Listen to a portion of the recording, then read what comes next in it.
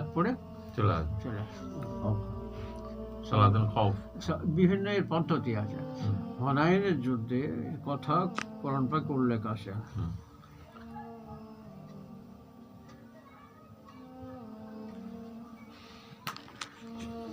তায়েফের হুজুর পাক যখন মক্কা বিজয় করলেন সেই সময় উনি খবর পেলেন হুজুর পাক সাল্লাম যে 3 জায়গার লোক প্রস্তুতি নিয়েছে খুব মুসলমানদের মিটবার জন্যে, মানে তারা আক্রমণ করে শেষ করে দেবে এইরকম পদ্ধতিতে তার 3 জায়গা খুব তৈরি হয়ে গেছে। এক জায়গার নাম হলো তায়েফ, এক জায়গার নাম হলো আওতাস, এক জায়গার নাম হলো হুনাইন। 3 জায়গা। তখন নবীজি মক্কা বিজয়ের পর হুজুর ক্ষমা দেখে অনেক, মানে তারা ঈমান এনেছেন অনেকে দিলের খুশিতে, যে এত বড় দয়া যে যার উপরে এত অত্যাচার করলো তিনি এইরকম আমাদের ক্ষমা করে দিলেন, যে আমি আজকের দিনে তোমরা কি চাও বলো। আপনি শরীফ মানুষ, ইউসুফ সাল্লাম যেমন তার ভাইদেরকে ইয়ে করেছিলেন, আমি সেরকম যাও তোমার যা কিছু করো সব ইজহাবু আনতুম তুলাকাও, তোমরা একবার আজাদ মুক্ত অবস্থায় তোমরা যেতে পারো, কারো কিছু বলা হবে না, ঘোষণা করে দিলেন নবীজি। তারপরেও তারা নবীজি পরামর্শ করলেন যে কি করা যাবে। সাহাবাদের সঙ্গে সঙ্গে খোঁজ দিতে পাঠালেন, মানে জাসুসি দিয়ে যারা খুব ভালো তীক্ষ্ণ খবর দিতে পারে। 3 জায়গায় খবর সত্য হলো, হুনাইনের, আওতাসের আর তায়েফের। 3টে যুদ্ধের জন্য প্রথমে হুনাইন পড়বে, তারপর আওতাস, তারপর তায়েফ। তো এই হুনাইনের যুদ্ধের সময় কাফেররা বিরাট দলে এক নবী সাহায্য করেছে। তারা কুফরি অবস্থায়, তাহলে আমরা সব যুদ্ধে যাব, আপনি এত বড় ক্ষমা করেছেন, যুদ্ধে সাহায্য করব। সেই কারণে সৈন্য সংখ্যা অনেক বেশি হয়েছিল, অনেক বেশি, মানে অন্যান্য যুদ্ধের সব সময় সৈন্য সংখ্যা খুবই কম, কিন্তু এই হুনাইনের যুদ্ধের সময়, আওতাস তায়েফের যুদ্ধের সময় সৈন্য অনেক বেশি হয়ে গেল।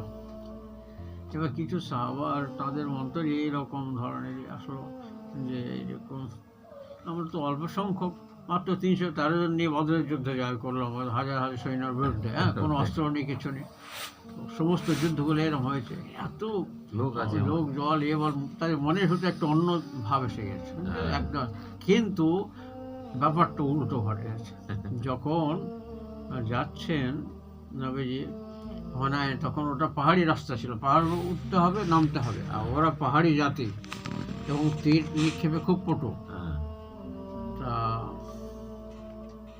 ওরা পাহাড়ের যে খলখান, মানে এ থাকে, খালাখন্দ থাকে, ওর ভেতরে লুইকে সেখান থেকে তীর মার, তাদের কেউ মারতে পারবে না, এইরকম অবস্থা, ঘাঁটি তৈরি করা।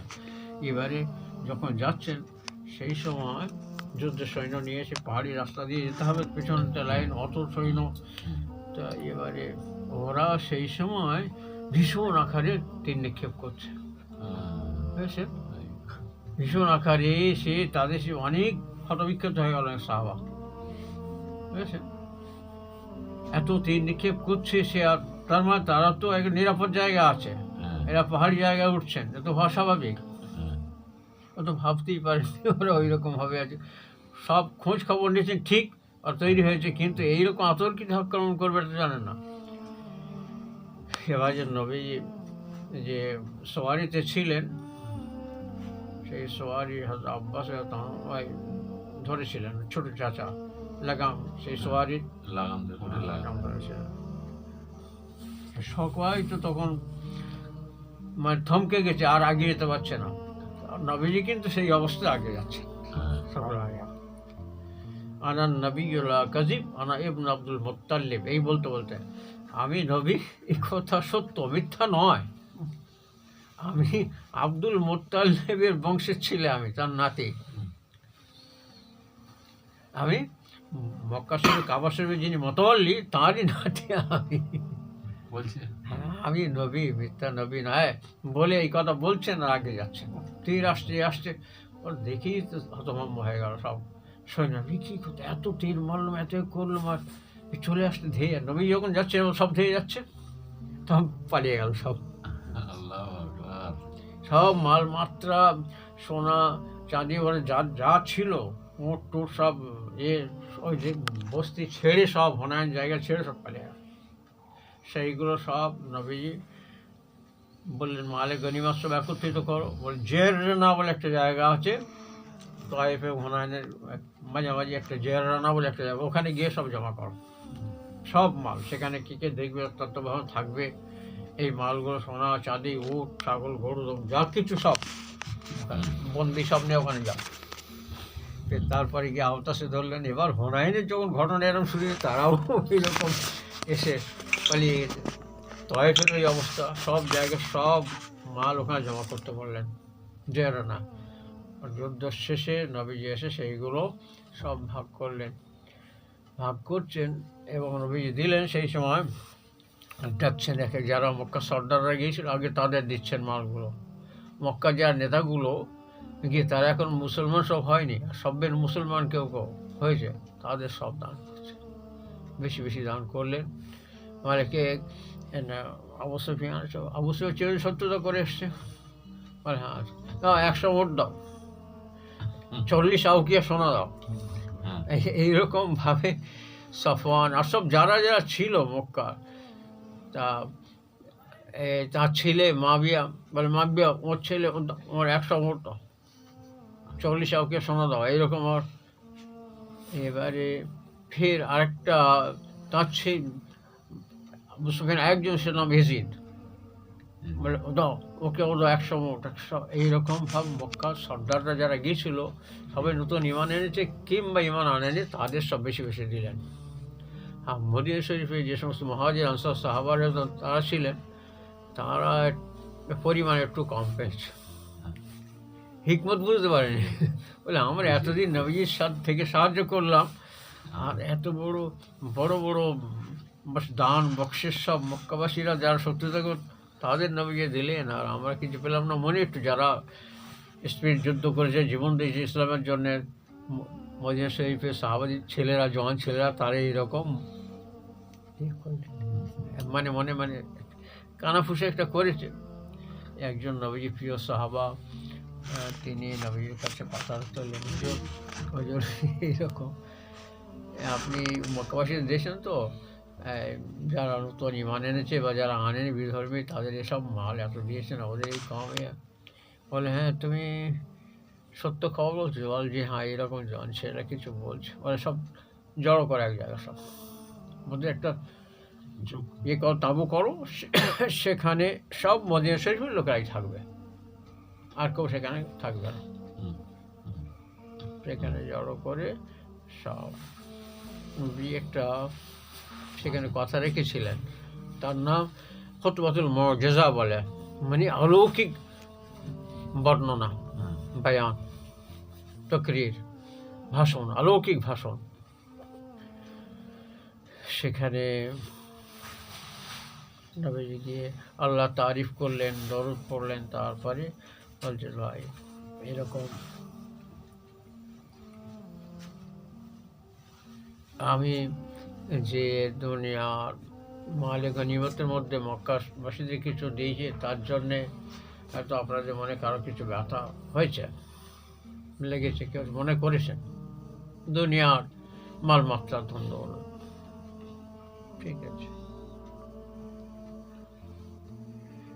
তো এ কথা সত্য জেনে রাখবেন, আমি আপনাদের কাছে আমি গিয়েছিলাম, তখন আমার কেউ মানে সাহায্যকারী ছিল না,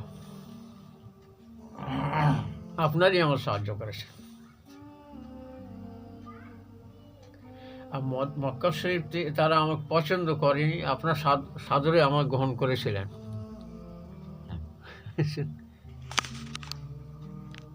আর বহু সাহায্য সহযোগিতা করেছেন, কিন্তু পক্ষান্তরে আপনারা ভাই ভাই সব রক্তক্ষয়ী সংগ্রাম করে সব নিঃশেষ হয়ে যাচ্ছিলেন। আল্লাহ আমার দ্বারায় আপনাদের অন্তরের মিল মহব্বত পয়দা করে, যার ঝগড়াঝাটি আপনি করেননি। আপনারা মানে খুব দুস্থ হয়ে পড়েছিলেন, মানে ভাই ভাই লড়াই করার জন্য ইহুদি থেকে দুই পক্ষ মানে অস্ত্র নিয়ে, তাদের কাছে ঋণ নিয়ে, আর নিজেরা ঝগড়া করে শেষ হয়ে যাচ্ছিলেন। তা আল্লাহ তার থেকে আপনার গর্ভবতী থেকে আল্লাহকে আপনাদের অবস্থাপন্ন মালদার করে দিয়েছেন। আর আপনাদের মধ্যে আল্লাহকে চেনার বা দিনের কিছু ছিল না, আমার দ্বারা আল্লাহ আপনাদেরকে আল্লাহই হেদায়েত করেছেন।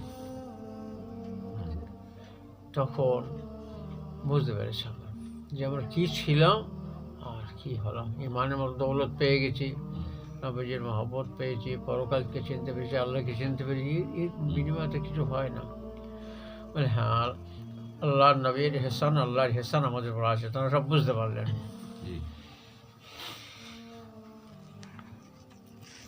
তখন বলছেন, তাহলে দেখুন আমি এই দুনিয়ার মালমাত্রা এগুলো তাদের দিচ্ছি, তারা সেই মাল দৌলত নিয়ে তারা ঘরে ফিরে যাবে। আর জেনে রেখে দাও, সমস্ত মানুষ আমাদের আচ্ছাদন, কিন্তু আমার শরীরের সাথে যে লেবাস লেগে থাকে আনসাররা হলো সেই রকম। আল্লাহু আকবার। আমি দুনিয়ার মানুষরা মক্কাবাসীরা ধন দৌলত নিয়ে যাবে, আর তোমরা তোমাদের সাথে তোমাদের নবীকে নিয়ে যাবে। বলো তোমরা কোন বন্টনে খুশি হবে? চুপ করে গেছে। তারপরে আল্লাহ, ওগো আল্লাহ, আমার গায়ের সঙ্গে যে আচ্ছাদন লেগে থাকে সেটা হলো আনসার, আর আমার বাইরের পোশাক হলো মক্কাবাসীরা তাই দিয়েছে। আল্লাহ তুমি আনসারদের উপর রহম করো, যারা মদিনাবাসী তাদের উপরে, তাদের সন্তানদের উপর তুমি রহম করো, তাদের সন্তানের সন্তানের উপর তুমি রহম। তখন সব মানে অজর সব কাঁদতে শুরু করে, সব কেঁদে উঠে সব বলে আমরা আল্লাহ নবী যে বিভাগ বন্টন করেছেন যে আমাদের সাথে আল্লাহ নবী যাবেন, এতেই আমরা খুশি।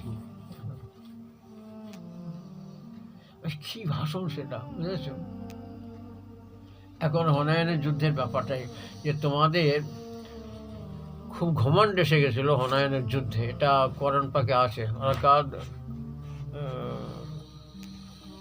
কাসরাতুকুম হুনাইন আ'জাবাতকুম কাসরাতুকুম, তোমাদের সংখ্যাধিক্য তোমাদেরকে একটু গর্বিত করেছিল হুনায়নের যুদ্ধে।